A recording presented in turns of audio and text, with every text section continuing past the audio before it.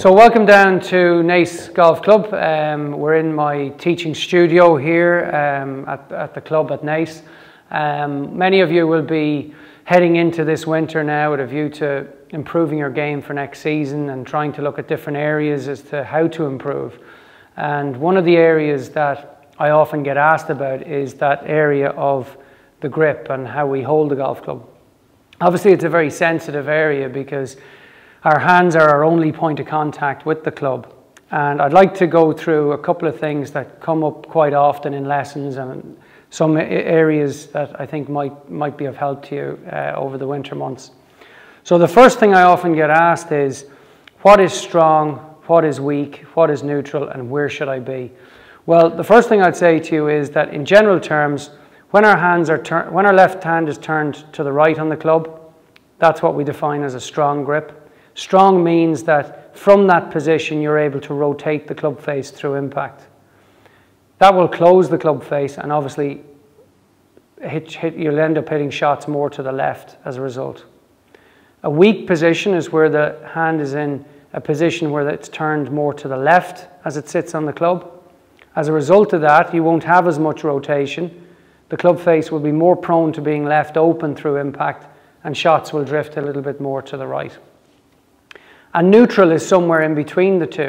However, everybody will have different ranges of flexibility and rotation in their wrist and forearm through impact. So finding the right grip for you will really depend on what you're currently doing with the golf ball. What is your ball flight?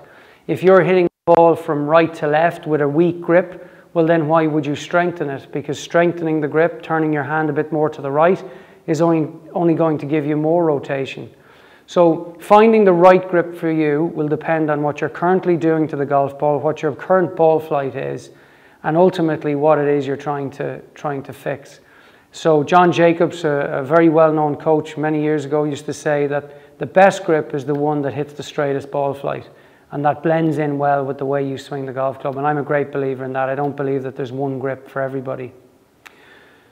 Moving on from the position of the hand, be it turned to the right or too much to the left or somewhere in between the two, another common fault I see is people holding the golf club too much through the palm of the hand. Now, when you hold the club in the palm of your hand, you will be able to rotate to the right and rotate your wrist to the left. However, you'll find it very difficult to create what golfers would term to be wrist hinge, or in anatomical terms, ulnar deviation. But for this exercise, we're just going to refer to it as a hinge. So that hinge is quite important when it comes to creating leverage in the swing and speed. So holding the club in your fingers gives you a much greater range of motion through impact. Ideally, I like to see the club held from the base of your little finger through the middle joint of your index finger. And at all times, the club should sit below the heel of your hand. Many of you may notice on your glove a wear mark quite high on the heel of your hand, close to your wrist. This would indicate that the club is being held through the palm of your hand and the heel is hidden as you hold the club. So ideally, try to position the club from the base of your little finger through to the middle joint of your index finger. Close your fingers and place your thumb down at around 1 o'clock on the grip. This would help you to achieve what we would term technically as a neutral position, but it can be a good starting point for those of you who look at the grip and really just don't know where to start.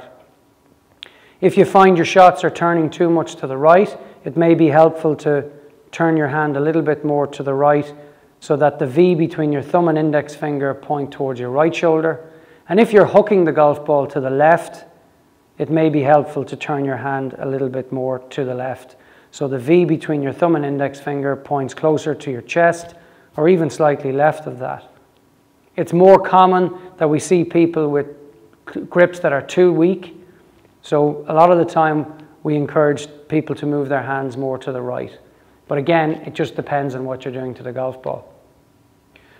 The position of the thumb is important.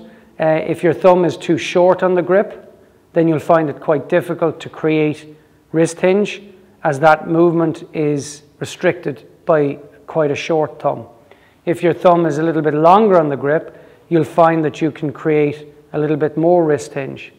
And again, it just depends on how much or how little you're trying to achieve on the club. So the obvious question is then, where does my right hand go? Well, as I hold the club out my left hand, I try to line the club up across the base of my fingers, close my fingers around the grip, and place my thumb at 11 o'clock. So that should leave me with a V between my thumb and index finger, which will point, if I'm being neutral, somewhere between the center of my chest and my right shoulder. By turning my right hand more to the right, that constitutes a strong grip. And if we go back to our example with the left hand, turning my right hand more to the right simply gives me more rotation as I go to the left through impact. That in turn would close the club face, which would leave shots more prone to going left. If I start with my right hand in a weak position, the V between my thumb and index finger would be pointing towards my left shoulder, and that will give me less rotation as I move to the left through impact. Again, that would leave shots more prone to being open. But this depends on how you swing the golf club and what your current ball flight is. So there's a lot in that little segment on the grip, but I think if you take some of that information, get out on the range, try some different positions and see what works for you. It's the best way to learn by experimenting with these things, so see how that goes.